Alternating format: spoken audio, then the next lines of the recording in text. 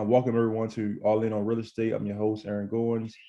The reason why I started this meetup is because when I was in the military, no one in my circle talked about real estate. A lot of times we talked about saving money or debt and stuff like that. And no one talked about real estate. So I want to have a meetup where people can learn about real estate and build generational wealth for them and families. I'm very, very excited for our guest speaker today. He has a different niche into real estate that I really want to dig into and educate people as much as possible. So Mike Bell, welcome to All In on Real Estate, sir. Hey, thanks a lot, man. I appreciate that. That's pretty cool to be here. I know you've been poking and prodding at me for the last few months to get on here, and I'm like, man, I ain't ready yet, man. I'm trying to get something together, man. I can't come out here and not talk about nothing. But finally, he was like, you were so smooth when you hit me with it, like, so you good for November 4th? I was like, yeah, I'm good, man. He came in so smooth. Like, you can tell Aaron he done some sales or something in this past. So that's cool. Now I'm happy to be here. So first and foremost, thanks guys for allowing me to come talk to you. A little bit about myself, background, 36 years old. I live here in San Diego. Been in the Navy for going on 17 years now. So I'm coming up on my last tour before I hit my 20-year retirement. And I'm gone. So had I found real estate earlier, I would have been gone. But it's all good though. I'm happy I stayed. I've had a very rewarding career. Met my wife halfway through the career, and I'm telling you, it's been a great 10 years being with her. A lovely wife's Trin. We have 2 children together, Maxwell and Mila. They're 4 and 2 years old. So you might hear some random screams in the background. That's Mila going through that screaming phase. So just to kind of bear with me there. I also have an older son that lives in Texas as well. Real estate wise, in the Navy, I'm a Navy career counselor. I'm a chief petty officer. So I just help folks kind of figure out their career and what direction to go in, and try to just really hear folks out and figure how I can marry their needs with what the Navy needs and try to make everybody happy. It doesn't always work, but for the most part, we do pretty good. A little bit about my real estate investing. Like, I discovered it maybe 4 or 5 years ago. Didn't really take a lot of action initially, for a lot of different reasons. Being deployed, literally been globe trotting most of my career. Then finally kind of settled down in San Diego. COVID hit, and I had all of a sudden had a lot more time on my hands and whatnot. So I found myself like, man, I got all this time. I got to do something. This is my time to attack, right? So I joined joined a mastermind. That's where I met Aaron and Claudia as well, and back in October 2019. And just being around those types of people makes you realize what's possible, and makes you realize like, dang, I can do this. And so I decided to jump in and start wholesaling. So for me in San Diego, I just started virtual wholesaling in North Carolina, sending out text blasts and getting on the phone with people, and just hopped in, getting cursed out and yelled at and everything else, but having a good time with it.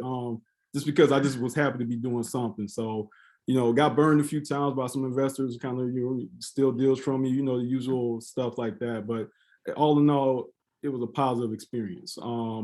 So around 9 months into that, I came into contact. Well, not came into contact. There was a guy I was listening to his podcast for a very long time. He's a pretty well-known guy.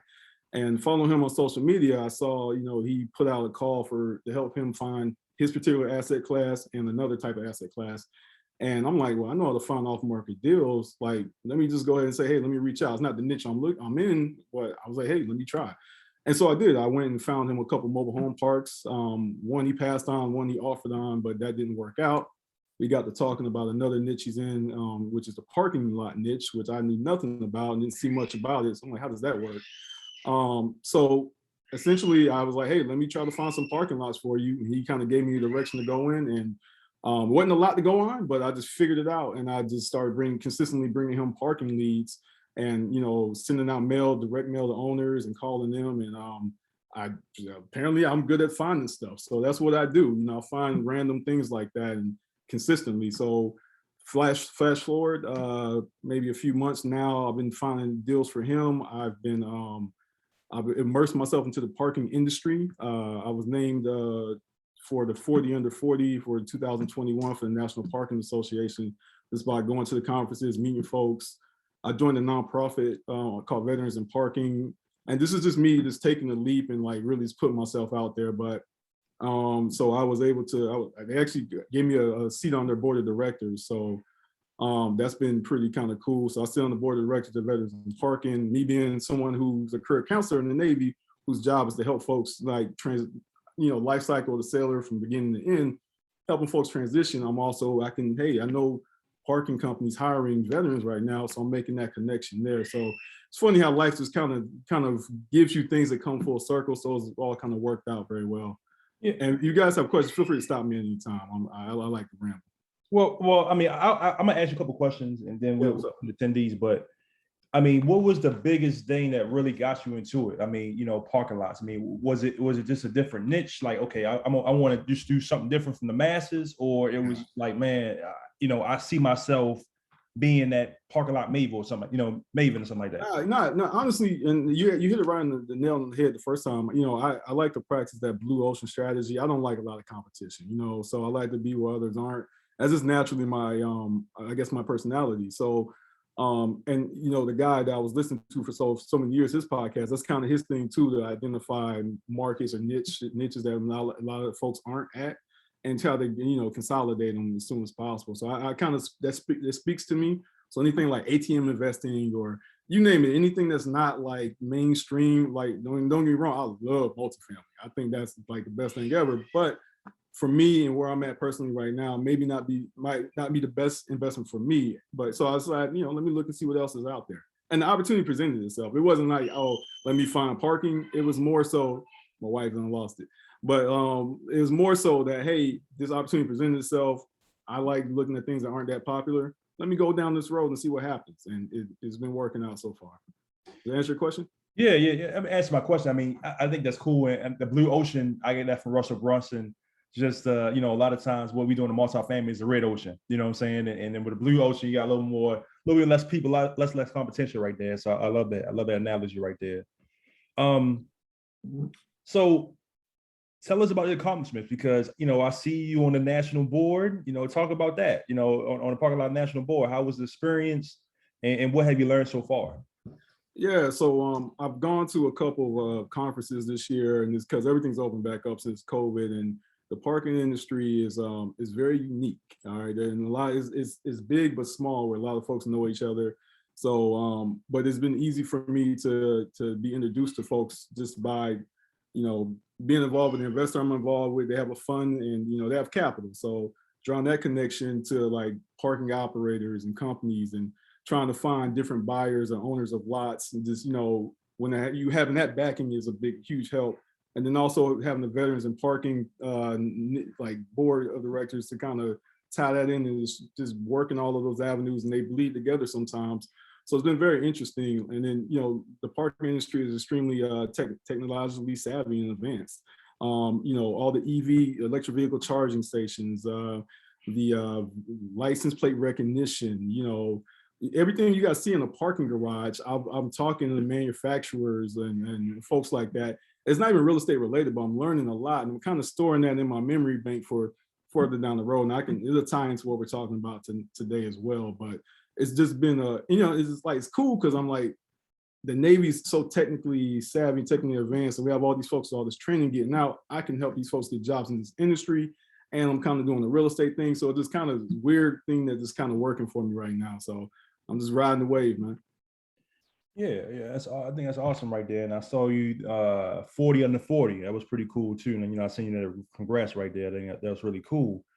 So I mean, look, I'm totally new to the parking lots. I mean, of course, I see what I see. I mean, where you park at, the meters, like I said, the cameras, things like that. So this run us down what is cash flowing and what you see like so it's two questions. Yeah. What is it now? Like, what is parking lots now? How can you get into it? And then also, what's the future of parking lots like? All right, so it's kind of a loaded question, but I'm glad you asked it though. So right now, parking is competitive in the sense of trying to take down acquisitions, because you're competing with a lot of developers, a lot of owners. Most of the folks we're looking at paid parking lots in central business districts as well as entertainment areas. So these are popular areas, right? So you're going to have these developers who want to build on a lot, obviously, because a parking lot is not a lot's highest and best use. Highest and best use could be a multifamily, 12-story multifamily apartment building, or whatever, mixed use development or whatever the case may be, depending on the area. So you compete against those folks. And then the owners, who are generally, the majority of them are high net worth individuals, I've discovered, or that lot of, I talked to somebody who's a parking lot was in their family for 80 years, which is insane to me, you know what I'm saying? But these folks, they know what they have, and they know they're not gonna, if they're willing to sell, they're not gonna, they're not gonna let it go for cheap, put it that way, which is understandable, and nor should they want to.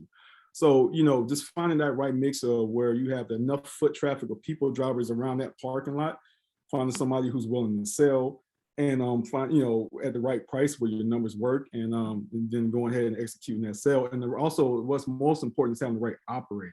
And so when you guys see a parking lot, a parking garage, and say it has like an Ace Parking or a Lanier Parking or whatever, those 9 times out of 10, they do not own those lots or garages. Those are owned by separate entities, might be owned by a family, it can be owned by a business person.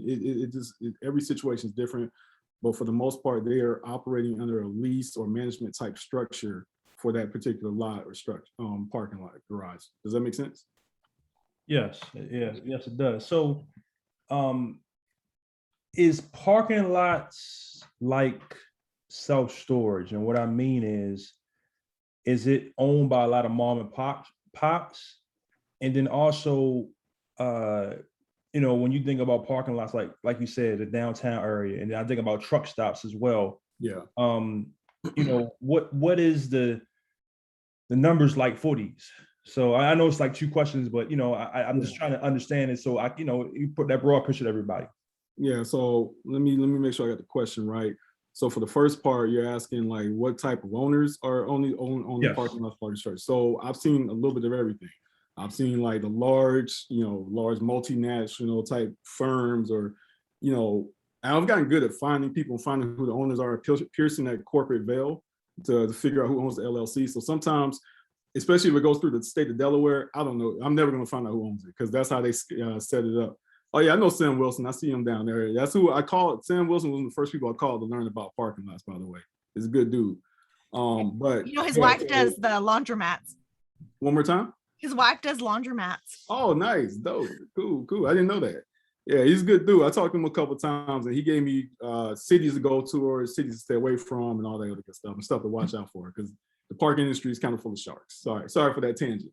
But yeah, so with that being said, yeah, I've seen mom and pops. It depends on what market you're in, though. So if you go to New York, those are going to be more so sophisticated buyers, folks that have probably already been brought out by those those guys with high, a lot of capital, whatnot. So way different. So we tend to try to stay away from those 24-hour cities. But if you're talking like an Indianapolis, which we have an offer out on the 42 space lot in Indianapolis right now, which is a unique story. That is a dual ownership. So it's 4 parcels, 3 are owned by a family. The 4th parcel was owned by the family, but the father sold that parcel because the kids didn't get along. So he sold the ingress-egress portion of that lot to a random investor, and they all hate each other now because nobody can do anything without one another. So we're trying to buy that off of somebody right now, which is extremely interesting. And one of those guys is a lawyer, somebody's a doctor, and the rest is just, they just do random stuff. So you have situations like that, and you have situations where it's like a full-on company who owns it as well. Does that answer your question, Aaron? And as far as what? Oh, no, go ahead.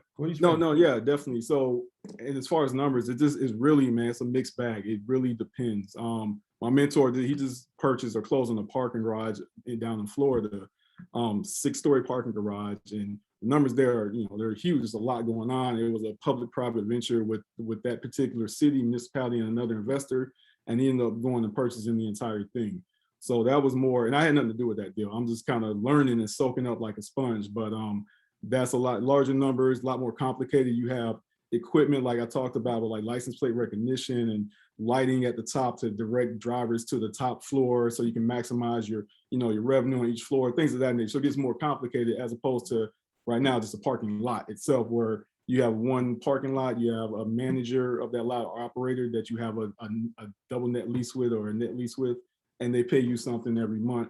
And there's different structures as well. So the numbers depend on your purchase price, obviously, and your revenue structure. So like I said, they have net leases where say I might get $100,000 a year from a parking operator. They operate the actual lot for us, and we anything past like a certain amount. So you have escalator. So say they pay me $100,000 a year, but once they get past 160,000, anything past that I get 65% of. You understand, like a revenue split. And then you have like a revenue management agreement. So maybe like that lot doesn't have as much upside. So they'll maybe take 10% and then manage the lot operations bare minimum, and you kind of pay expenses. And you have like a revenue share, which is like, say you give a little bit more percentage to that operator, and it's like a 70-30 split, but you still kind of pay expenses as well while they take care of the lot for you. And every situation is going to be dependent upon how much the lot is bringing in, how comfortable that operator is signing a lease, and what's the people drivers in the area, if that makes sense. Yeah, it makes sense. So let's take it back. How can I get started in parking lots? I'm sorry, I left that part out. So how can you get started in parking lots? I mean, honestly, how I got started, I just randomly learned about it from somebody, and I was like, hey, let me start looking around and see where I can find actual paid lots. So, there's not a lot of parking investors out there, and what I've found is parking lot investors aren't as open or keen on sharing information. So the reason why I came into it is just the guy who my mentor, I'm just pretty much helping him out. And he's an open guy. So, and he's not a parking veteran. These guys, some of these owners are folks who own parking, have owned parking for years and years and years. And it's a bit of a cutthroat, environment at times. So but I can say this, it's not impossible to get into it because I'm here. It's just, you just have to start trying to bring deals to people, find some deals, and go to a larger investor and see how you can help them out. That would be my advice, but I'm sure there's other ways to get in. Yeah, that's interesting right there. That's interesting. I mean, it's opposite of something like you hear from multifamily, where a lot of people, congratulate you and things like that, and try to help you as much as possible. And we all can win. You know what I'm saying? And this one is, parking lot is a little bit more cutthroat, you were saying. So, you find a deal and things like that. How can you? Okay, so if I'm in a big city, why? Okay, I heard you before. Why would you not go to a big city? Why would you not? Because I mean, that's saying like you would get the most money from it like that. No, 100%. So we kind of categorize into 24-hour cities, 18-hour cities, or whatnot. So like your New York, LA is going to be 24-hour cities, right? Mm-hmm. They're going to be cities that are very populated, which is what you like, but also they have, how can I say, like I said, more sophisticated structures. They're more competition there, and then the price of the actual land and real estate, the numbers just won't make sense unless you're like, you have deeper pockets where you're looking for the return doesn't need to be there as much as possible, as much as it would be in like an Indianapolis, or which I call like a 12 to 18-hour city, or like well, Dallas is a good market too, because real estate's still somewhat affordable there. But I'm staying away from your New York, LA's, and probably Chicago's also, just for those simple fact of the cost of land. And some markets you go to, they're their own subculture. And like I'm, trying to do business in a certain cities, you're gonna get boxed out if you hadn't done business in that city or you're not local to it. So they're not as keen on working with outsiders, or they're more likely to take advantage of outsiders. Put it that way. Okay, so how do you? What is the most revenue stream? Is it people just you owning the land, or is it meters, or what's the most cash flowing entity in parking lots? Right. Yeah. So it's simple. Like, and for the most part, parking has been gotten technologically advanced. So you got folks like there's still different ones out there where you have the old school pay boxes where you fold the dollar up and poke it in the box. So those are still out there. But you also have, those, I'm sure you guys have seen it, those text to park lots, things of that nature. So parking meters, those are all owned by municipalities and cities. So we have nothing to do with parking meters of any sort. But if you can drive into an actual lot and park, and it's not owned by a city, then that's what we're looking for. That's what we're talking about. Wow. Okay. That makes sense. Wow.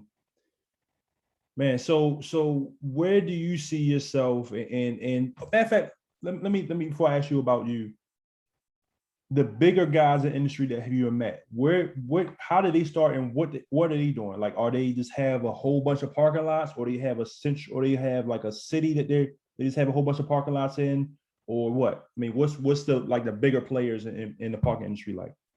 Yeah, so the folks that I've met have been, for the most part, positive. You know, the folks I talked to on the phone haven't been, you know, a lot of them haven't been open, but the folks I met at the conference has been pretty cool. So when I first did this, I was trying to figure out how do I find paid parking lots, because you can't just pull a list of paid parking lots, even on like a prop stream or something like that.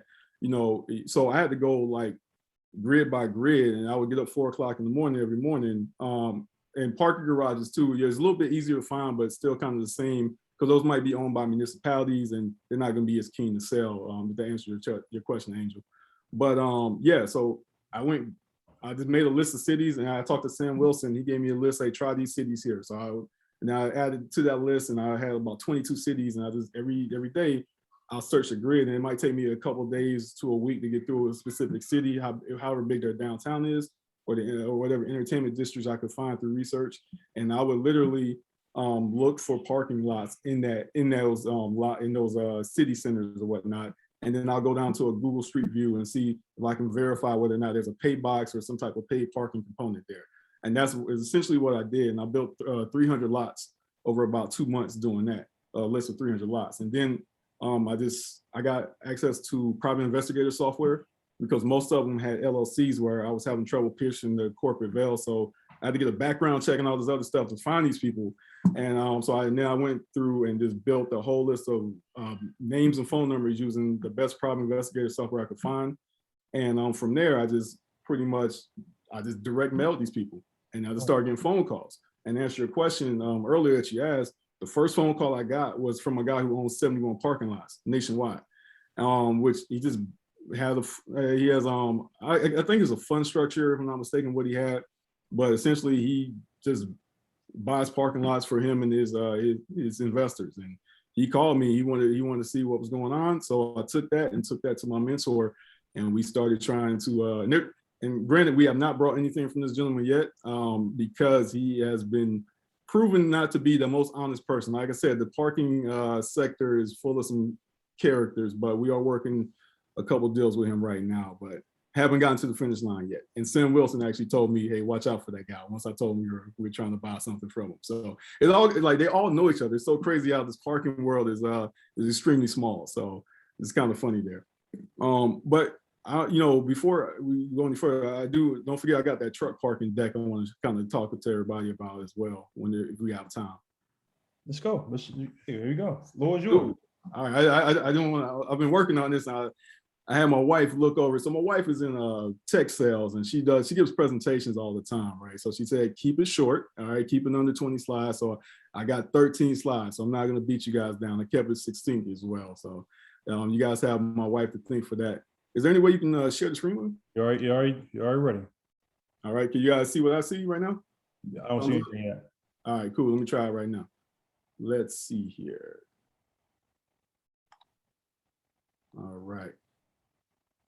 How about now? Can you guys see what I see? Yes. Perfect. All right. Now let me see. Can you guys see my internet screen right now? Yes. Scrolling up. All right, perfect. So before I wanted to talk to you guys about truck parking, because it's something that me and my mentor have been looking at. It's something that I'm very high on right now. I think there's a big opportunity here. And I found this. I have a Google AdWords that sends me every parking story or truck parking story on a daily basis, so I can pay attention to what's going on in the country with parking and truck parking. But I just came across truck parking randomly because I'm plugged in all things parking, and I realized there's a huge need here for parking, and there's probably an opportunity to make a lot of money here as well. But this confirmed kind of what I was thinking about. I've been researching truck parking for about 3 months now, and I saw this story pop up. Thoroughfare Capital lends $20 million on a Miami truck parking lot refi, and these company was a joint venture between Drake Real Estate and Relentless Capital, and essentially they brought this lot for $12.5 million in 2019. It was a vacant lot. They developed it into a truck parking lot, brand new, redid everything from drainage to grading. They even put in like showers and stuff like that, which is crazy. They built the warehouse, all this stuff, and now they can fit 360 truck parking spaces there, which is pretty crazy. And then they ended up refinancing for $20 million, which I thought was pretty interesting. Now these guys are very well capitalized, so but it just kind of confirmed that I'm heading in the right direction with truck parking. So something that really interests me. And I can send you guys a story, and I got plenty of parking stories and parking sites and truck parking stuff. So trust me, I can send you anything you need. All right, so can you guys see my slide deck here? Show of hands. You guys good? Good, great. All right, so let's go do this. Let's go to the front here. All right, so truck parking as a real estate investment class. Yes, I'm very serious about it. So kind of what I like to do, what we talked about already, create off-market deals, try to find things where you can increase revenue, decrease expenses, and grow the NOI to make profit and whatnot. So why truck parking? And if you guys look to the right, I got some data on truck parking as well, but essentially there's 36 million commercial trucks on the road, not enough parking. With the e-commerce boom, obviously there's a lot more trucks on the road, but also there's legislation because you see there's been a lot of accidents with tired truckers driving, falling asleep at the wheel, people getting killed on the interstates and whatnot. So they have mandatory hours of service that they have to adhere to, where a trucker drives for 8 hours, they got to stop for 30 minutes at least, or they drive for 12 hours, they have to stop for like an hour or so. And this is all electronically tracked. So if they go past that, then they get pinged and they have to, I think they have to pay fines and whatnot. So I found that very interesting. So they have to park somewhere when they're on the road, and they have to go out, and I've been spending a lot of time on trucker websites and comment boards, but they have to plan their route out to where they're going to stop. And if it's a busy area, like you say, like in Atlanta or Dallas, where there's a lot of truck traffic going through, they're not gonna find a parking lot. And if you guys, I know you guys have been on the interstate at night and you've seen those trucks pulled off to the side of the road, pulled off on ramps. That's because they don't have a place to park, and they're sitting there to get to sleep, or they have to go drop off their load at the next stop or whatever the case may be. Most places will not let those truckers, even though they're delivering a load there to that location, will not let them park there prior to them dropping stuff off. So it's kind of key that you guys kind of know that. All right, and you guys stop me if you have any questions at any time. All right, so why truck parking? Like, it's for real, why truck parking? Obviously, there's a low supply, it's extremely low supply, and there's an increasing demand for trucks out there. With that being said, most of the truck parks that are well located that I've come into contact with and found are full. They're very full for the most part, which lends itself to stable recurring income. It's a fragmented marketplace. There's not, who here before today with me talking about has heard about truck parking as an investment class? Show of hands. Aaron, so I probably got to talk to him about it. Yeah, so I probably told him about it. Exactly. Yeah, exactly, right. It's not a lot out there, but there's folks out there investing in truck parking either accidentally or just on purpose. Not many people doing it on purpose, but it is a, from what I can see, for all intents and purposes, it's a lucrative asset class.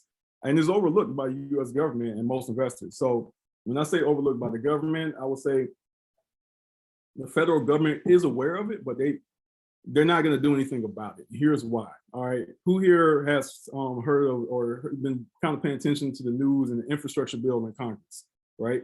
All right, the infrastructure bill, they've kind of been talking about it all year about improving roads, and now they call it like the people structure bill or whatever. It's kind of morphed and had a few changes over time. Well, at the beginning of the year, that bill had a $750 billion earmark in there for truck parking. That has since been wiped away, just been trimmed, just like a lot of other things out of that infrastructure bill, because they just trying to get the bill across the finish line. So truck parking was an unfortunate casualty. And now that $750 billion was federal funding to give the states so they can build more truck parks, so they can increase signage on interstates to show where there's parking spaces available. So none of that's going to happen right now, which I found very interesting. So the truckers have been kind of left out in the cold when it comes to trying to solve their parking problem. A little bit of background, there's a law called Jason's Law, and I think it was back in 2011 to 2015. There was a gentleman who was a trucker, his name was Jason. He couldn't find parking. So he ended up parking in a lot somewhere that was in a bad neighborhood. He was unfortunately murdered. And that law was named after him to try to make an initiative to find parking, to build more parking, which has not happened. So since 2015, there's been several studies done, and I got all the data I found. I haven't read through all the studies, but there's several studies done by states and a couple federal agencies. And essentially, long story short, the governments have identified, yes, there is a huge parking shortage. We should do something about it. That's it. No one's done anything about it. So the problems keep exacerbating. Now, to add on to that and to tie it in for you guys, who here has been paying attention to the supply chain backup that you see in the ports all across the country, right? You see all those ships out, docked out in the port of LA. I was actually there last 2 weekends ago doing a community service event on the USS Iowa warship. But I drove across the bridge in Long Beach, and I looked and just saw ships is everywhere. And then as I looked at the port, I'm seeing Connex boxes stacked 5, 10, almost 12 high. All right, because they're so backed up. There's only so much they can do in a day, right? And that backup due to COVID caused that. And then you have only so many stevedores or port workers who can work those docks, right? And there's only so many truckers right now, and that's why there's more truckers coming online. They're trying to push for more truckers. So more truckers, because they got to move more freight, is going to equate to they're going to need more parking. Put it that way. All right, and I'll give you the guys the stats for that later on. But yeah, so supercharged by COVID, booming logistics industry, online shopping, all that stuff is pushing forward. All right. So I was like, all right, so I found out there about this truck parking thing. So I tried to figure out, hey, how do I need to figure this out? I like the Navy, I like the Navy stuff. Like, how do we get to the end point? How do I make this work? So I started researching truck parking. I identified some high demand markets where I'm noticing there's large cities in the South, in the Midwest, that that need truckers. I've been pulling those lists, and there's stories written about these areas as well. And I tested those markets via advertising. So I ran some Craigslist ads in Dallas, Atlanta, Houston, and I got inundated with calls. And then talked to my mentor. He said, hey, you should run some paid marketing. So I had to figure it out. I just did some Facebook marketing in Atlanta just to test it out for a week, right? I spent $100, and I got beat up with calls with about 46 trucks and all. Somebody called me trying to park 10 trucks. And I was like, that's crazy. So everybody, yeah. So everybody, and there was one company who was looking to park 10 trucks. Somebody called me looking to park 2 tour buses. Somebody called me looking to park 2 Connex boxes. Somebody called me looking to park something random like cable reels. You know what I'm saying? They just needed some place to store cable reels, the large construction cable reels. So very interesting stuff. So, and I referred them all to whoever local parking company was in their city, just kind of just being scientific, but I collected the data, just knowing that, hey, okay, there's a huge demand for parking and industrial storage out there, and nobody's really doing anything about it. So I was able to confirm that. Then I realized that most of these owners are non-sophisticated in nature, and they'd be willing to make a sale. And we'll talk about ownership structures and whatnot after this. But yeah, that's pretty much what I did to kind of get comfortable with the notion of this particular asset class. Okay, so right now, how big is the shortage? Yeah, it's pretty big. It's massive. There's a metric that I've seen many times, that second bullet point, saying drivers spend about, on average, $5,500 a year, or 12% of their annual pay, because they're not making that much money being a driver looking for parking. And that's revenue loss or whatever they spend to look for parking. And then there's 3.5 million truckers, and they say around 600,000 legal parking spaces. And those aren't evenly distributed. So that's why there's a huge shortage. And then you see I got a graphic there to the right as well. All right, so who's your ideal tenant for parking, right? You got your independently operated vehicles or truckers, they're local and transit, so somebody in the area or somebody passing through. You got the small and large logistics companies with excess fleet parking. And I put shipping containers in there. And then you got your industrial tenants like heavy equipment, porta potties, 1-800-GOT-JUNK. There's a investor in Georgia I talked to who owns 2 lots, and he's under contract on the 3rd lot. So on the first lot, he has about 4 different tenants. One of them is a porta potty company, and 1-800-GOT-JUNK. That's how I know about those.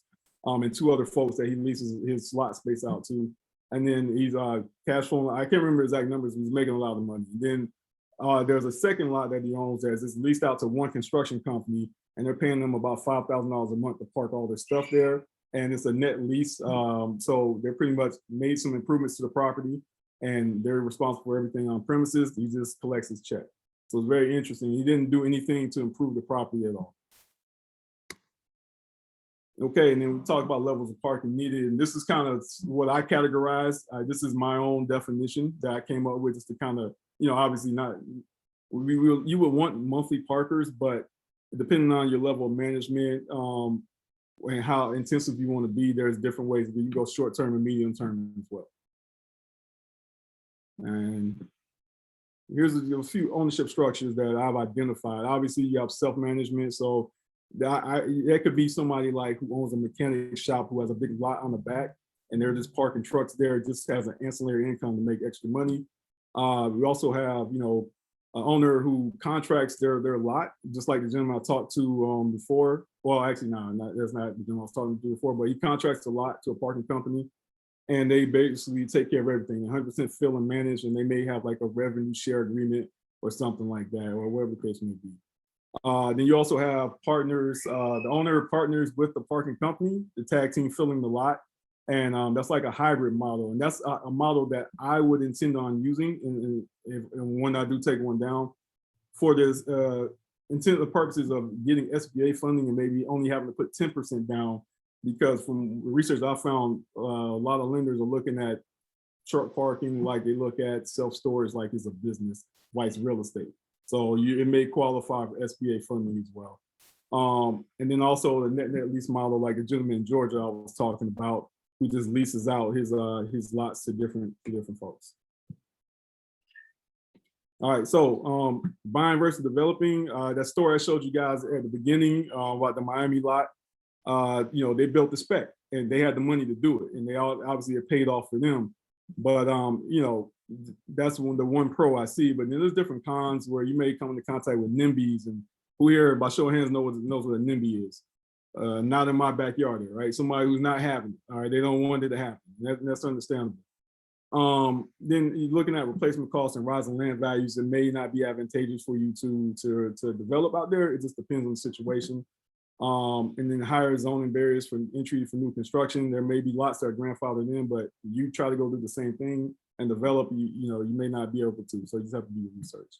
I'm a fan of buying an existing site because it's already up and running for the most part. The zoning should be in place. Obviously, you have to do your research. Location should be a good location. If I'm looking at a location, it's probably good, and then value-added opportunities should be there. All right. And then I just like put some financing options there. Again, this is not all inclusive. This is what I've been discovering. I've only been looking at this for about 3 months now, but this is what I've discovered so far in my travels. All right, and then we have some value-added options here. A lot of the lots that I've come across aren't even paved. They're mostly dirt, or there'll be some type of primitive, for lack of a better term, material on the ground that's been supporting the trucks parking there. Sometimes there's electrical. You want to have electrical there because you want to have lighting. Electronic gate is what I've seen, and a lot of them I've seen manually operated. So I've seen bare bones minimum, and I've seen top of the line. It just runs the gamut, and they're all charging very similar rents depending on the area. The truckers, literally, they just need somewhere safe to park for the most part. So also looking at targeted advertising, technology, Facebook, Instagram, Craigslist. Like I use Facebook and Instagram to, and excuse me, I got my 2-year-old here. But I use Facebook and Instagram to kind of, okay. Here. Oh, sorry. All right, sorry about that, guys. Here, can I go, Mom? All right. So I made a mistake in not locking the door to the office. So that's my mistake. So, but like I was talking about, maximizing rental income with technology. So I noticed that most of the truck parking companies out there aren't really using technology to book. They're posting on Craigslist and stuff. I use Facebook and I got inundated. I just put my regular cell phone number on there and I had people sending me messages, calling me, you name it. It was pretty cool. That I only ran it for a week and I still got calls a month and a half later. So I found it interesting, that they just confirmed that there's a huge need there.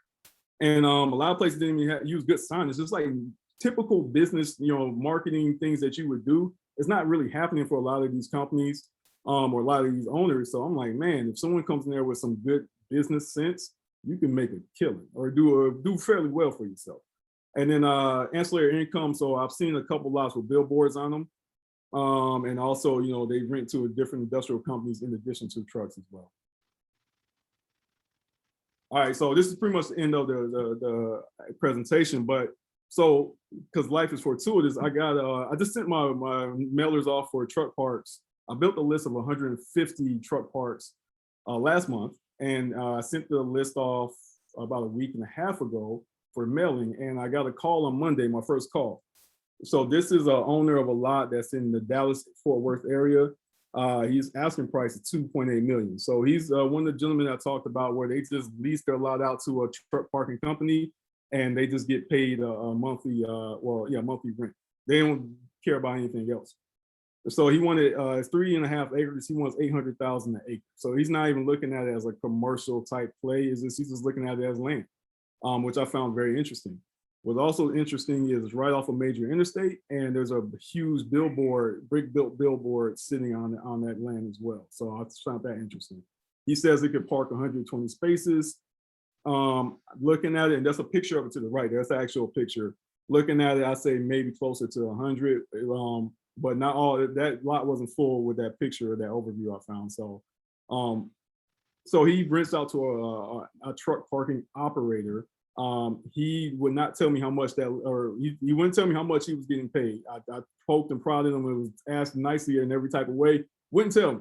But what he did tell me is that that the lot is paying $250 a month in rent. Each trucker is for the lot, and there's also some inoperable vehicles. He says by his guess is about 8 vehicles that are inoperable and need to be moved. So, but that's like mobile home park rent though. Think like, I guess if you get that paying all, like, say, let's call it 100 spaces, right?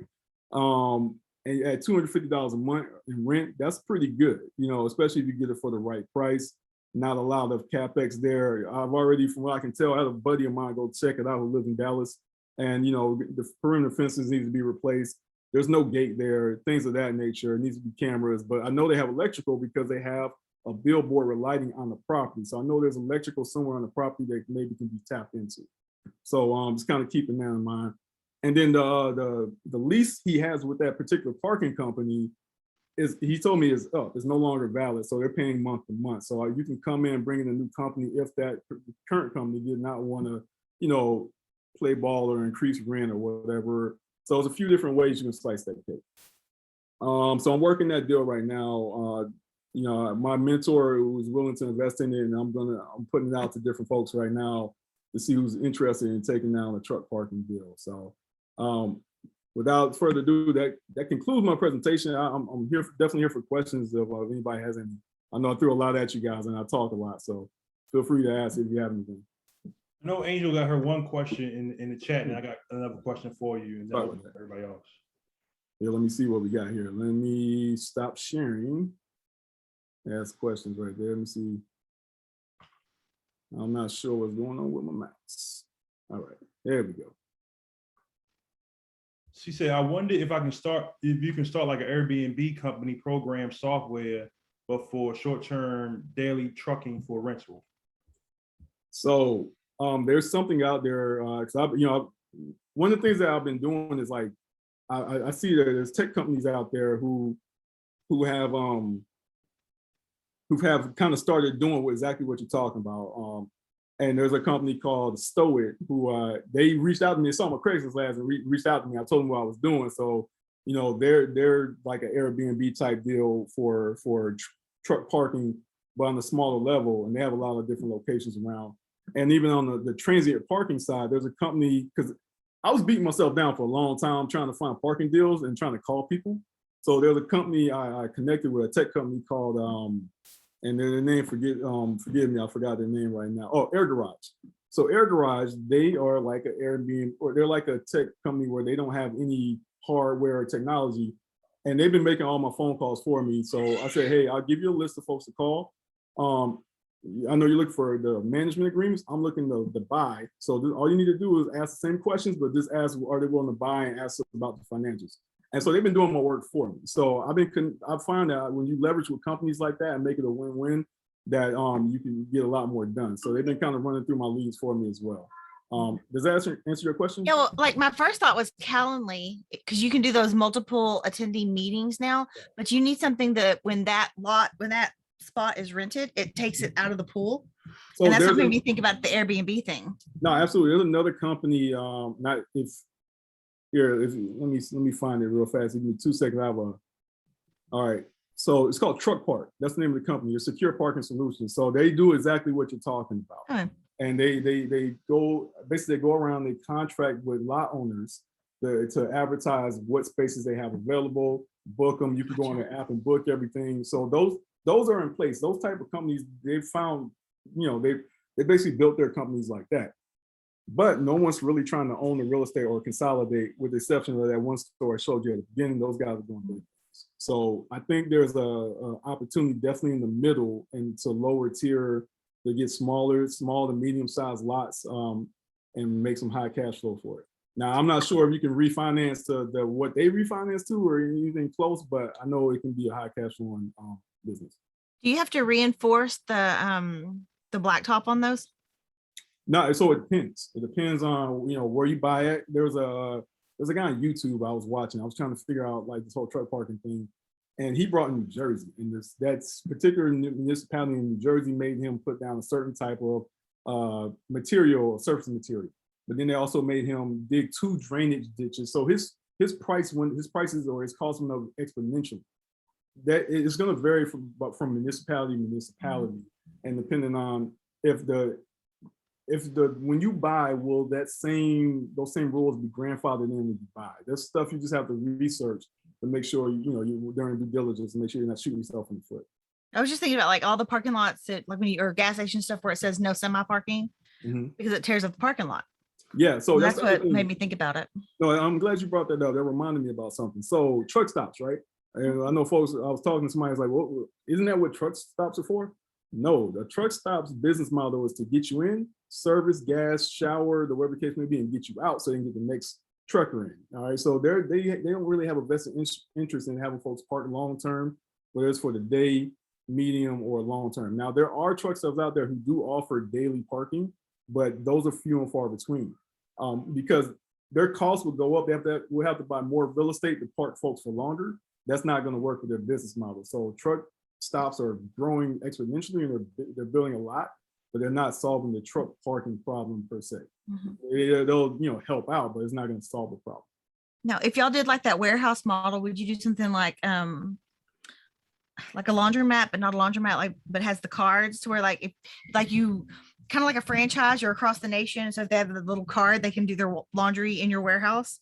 And then that could be like another stream of income. And then you could rent out the top of it for billboards or cell towers or. Yeah, and I've seen variations of all that you're talking. No, that's actually really smart though, because I've seen some of the top of the line truck parks actually have showers in there. They have a driver's lounge.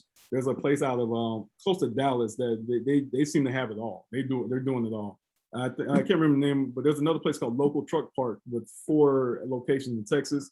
Those I called them and I was like, hey, I'm trying to start my own truck park. You guys be willing to talk to me? They're like, no, because if we told you, then everybody will be able to do it, and we don't want everybody to know how to do it. They told me that straight up. They're not going to help me. So I was like, all right. Well, I was just thinking so my friend Sierra and her husband Austin, they're starting a new trucking school in Dallas, or maybe it's DFW. Yeah. And she posted a picture today. She was like, they were on Fox and Friends or something this morning about their new school. And I met her way back when they were still manifesting, So I've known her for a while, but I mean, I can make that intro if you thought that would be helpful to you. Because I mean, if the schools can have the students already know where they can park safely, then that's going to spread too. Oh, 100%. Yeah, there's I'm definitely down for that introduction. There's a lobbying entity called the OOIDA. It's the Owner Operator Independent Drivers Association or whatever. And they're basically, their whole thing is to push the agenda for truckers, like safety, parking, you name it. But I've been trying to reach out to them as well and I'm just trying to, just like I did in the parking industry, just try to connect with as many people as possible and then create value and see what happens. So that's kind of the plan, but definitely I'm willing to be in and talk to anybody. It doesn't matter. Claudia, our overseas investor, you got a question? No, thank you, Mike, for sharing your journey and all the information with us. You mentioned the importance of networking, right? and like especially getting into like a whole new space and having mentors and um I- how did you approach that? Like the mentor that you found, how did you find him? The one with the parking lots. And now are you looking for a mentor for this venture of the trucking spaces? Trucking Well, truck parking so spaces? it was crazy how it worked out because, I've been listening to this guy for a while, his podcast, and I'm like, man, I saw him put out that thing on the social media. So I went right, I'm just more of a action guy. So I'm like, well, let me think real fast how I can do it and let me go do it, So I just went and started trying to find leads and whatnot. And essentially I found those deals that I talked about. And when I submitted the deal on his website, I didn't get an answer back. And like 2 weeks went by, and I'm like, dang, man, I know I did everything right. I followed the criteria to a T. I'm in the military, so you give me directions, I can follow directions very well. So I know I did this right. And no answer. So I'm like, dang. So I hit him up on like Instagram, no answer. I hit him up on Facebook, no answer. This is like two more weeks go by. It's like a whole month and a half later. I'm sitting in my office at work. I'm like, dang, man, I had the deals and I'm still talking to the owners. I'm like, I don't know what went wrong, So I'm like, let me just hit him up on LinkedIn. You know what I'm saying? I hit him up on LinkedIn and hit me back 20 minutes later, like, hey, I'm sorry, I didn't get any of those messages and whatever. So, essentially I just kind of kept poking and kept going. And if I hadn't, that door wouldn't have been open if I didn't, because in sales, I was a recruiter, a Navy recruiter before, and I learned like, hey, you have to keep going until you get a no. You see what I'm saying? I didn't get no positive response, so I just kept going until I got through to him. And from there, I just started trying to provide value. And it's like, hey, he told me like kind of what he had going on. I'm like, hey, I could help out with that. And that's just kind of, that relationship has been mostly that, me just kind of putting in work and then helping the guy out. And then that's got me into a lot of rooms where I ain't got no business being in, but it's really helped me out where I'm sitting there with multimillionaire, high net worth individuals. And it's like, okay, like that big deal hasn't come for me yet, but I'm in the right place. I just got to keep playing this game and keep, opening up around value. I haven't found a mentor in truck parking yet. It's a very small niche, but it's one of those things where, because he knows the work that I've done, he's offering me a job with his organization, as well as he said, hey, I will invest with you anytime, anywhere, just bring me a deal. So that's pretty much what I'm trying to do, is find deals wherever that work and go from there. Does that make So sense? persistence. Yeah. Oh my God. Okay. Thank you for sharing that. That's so interesting. And that totally makes sense. Yeah, thank you. Mr. Q&A.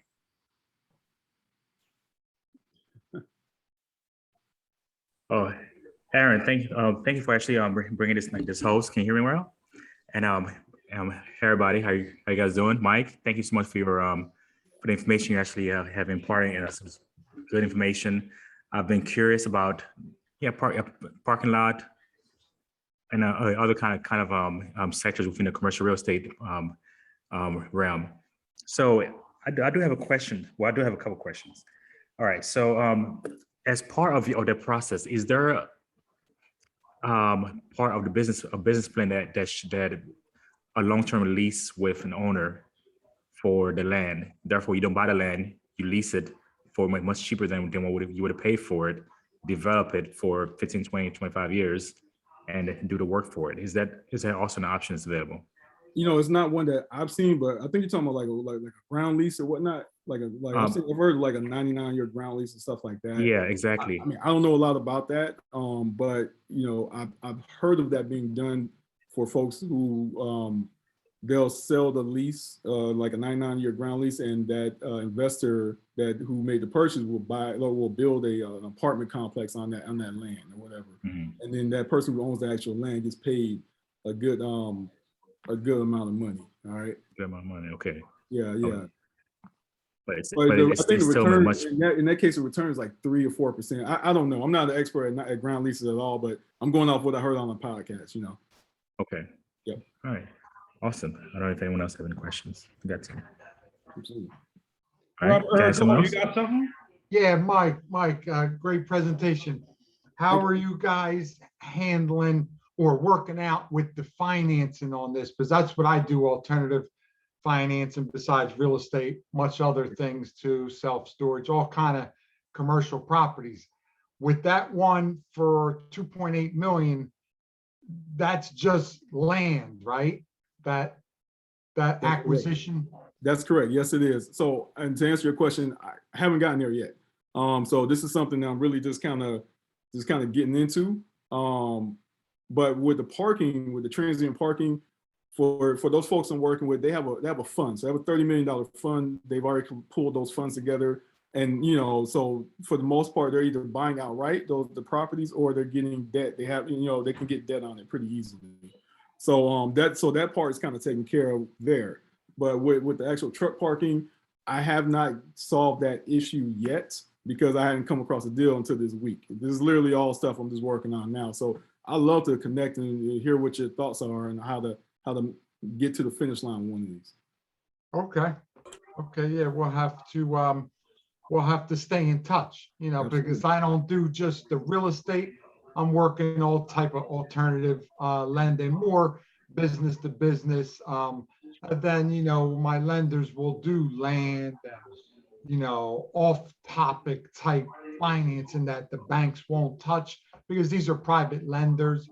Yeah. So they do all types of finance, and you know, of course, they like collateral, but you know, things like that with just land only, you know, I can put together financing and loans for that. So yeah, we'll just have to stay in touch and see what comes up in your line of business. Absolutely. Yeah, if you guys want to take my number down, because I actually have to step off here to get with the family real quick. But if you guys want to take my number down, shoot me a text, and then I'll shoot you guys my email or whatever, and we can go from there. So whenever you guys are ready, I'll put it in the chat here too. Was Actually, yeah, that's the best thing. Yeah. Yeah, I got a super easy number, guys. All right, I'm never changing that number. All right, 619-818-8000. So, yeah, shoot me a text, and I'll save everybody's number. We can exchange emails, and I would love to continue the conversation with you guys. And show of hands, everybody learned something today new, or Oh yeah. find it interesting? Anybody get value out of this? Yeah, it is. That's very, very interesting. Cool. All right. Hey, Aaron, you got anything else for me, bro? No, man. I mean, you know, I took care of my overseas investors, took care of my Q&A guy, Yeah. you know, my lender guy. Mr. International, you here? I think Mr. International, I got a question for you. Is he here? Oh, I guess I got another question. I think it's up to that. What you Mr. got, bro? International, you here, or you're not here anymore? Okay. All right. I'm here, but I can't talk. But I just want to say, great presentation, Mike. I like the concept. Definitely. I like the concept because you're right about that. Abe says, I was reading an article today about trucking from Wall Street Journal. It talks about there's so many truckers, there's shortage of truckers. And in New York, I live in New York, and you see these trucks are parked up and down the street. And you can't park trucks in the street in New York City. So you can find, I feel if you find a place here in New York City that you said is it's high. So, you know, it'd be something, it's something I think they can work out in some areas because there's a lot of trucks out here. Man, there's a lot of trucks. Maybe in Jersey though. You never know. I've seen some cats doing it in Jersey, so you know. Really? Okay. Yeah, Jersey. Yeah, I'm gonna get you. I'm gonna try to link up with you on LinkedIn. Yeah, LinkedIn. Shoot me a text. Whatever works. Okay, man. Good enough. Thank you again. Great presentation. Thank you. Appreciate it. I mean, one quick question before you go. So, for truck parking, what are the ideal location for truck parking? Is it near the highway where they're traversing back and forth anyways, or is it somewhere off? So I prefer closer to those major thoroughfares. There was one out here in Riverside, close to me. I'm in San Diego, but next county over, Riverside County, right by the major freeway. You know, that's what I like. But you know, I was having this conversation with my wife last night. That doesn't necessarily mean that I wouldn't invest in a place that's not near a major highway if it's consistently full and there's a reason. You know, is it close to like an industrial center or whatever the case may be? But there has to be a reason. It has to be strong financials there. That's for me to feel comfortable with it. But again, just every situation is different. We'll just look at it as it comes. You know. Thank you. Yes, sir. All right, Mike. Well, thank you so much, man, for being on here. I know you add a lot of value to people, man, and keep doing your thing. Keep us abreast of what's going on. And also, hey man, we need somebody to raise capital. Let me know. Absolutely. We'll definitely be in touch. I got a couple of deals. I actually got a call about one close to Houston too. So still working that one out, but I'll let you guys know. Yeah, let me know. Let me know. You know, I can always raise capital. You know, put that out to people. You know, put out to people, see what they think. You know, something alternative as well. You know, Good to go. I appreciate you guys. I got to go though. Thank you so All right, man. much. I Take appreciate care, y'all. man. Thank you All right. so much. All right, bye. That's some good information, man. Some great information. And I don't know. Claudia's in Europe right now, but then parking lots are parking lots over there. They have mastered how to parking lot. If you go into a parking garage, if you're driving to a city, you see signs saying, okay, if you turn this way, there's this many parking available. You turn that way, there's this many parking available. And I'm not sure exactly how they meter it, but then but then they've actually done a pretty good job where you can identify where parkings are, or if you go into a parking center, it directs you to where there's available parking. And so I'm not sure exactly how money was made for me, but then apparently money's made pretty well in those areas. Well, like Legacy Park and I think it's in Plano or Frisco, but like there's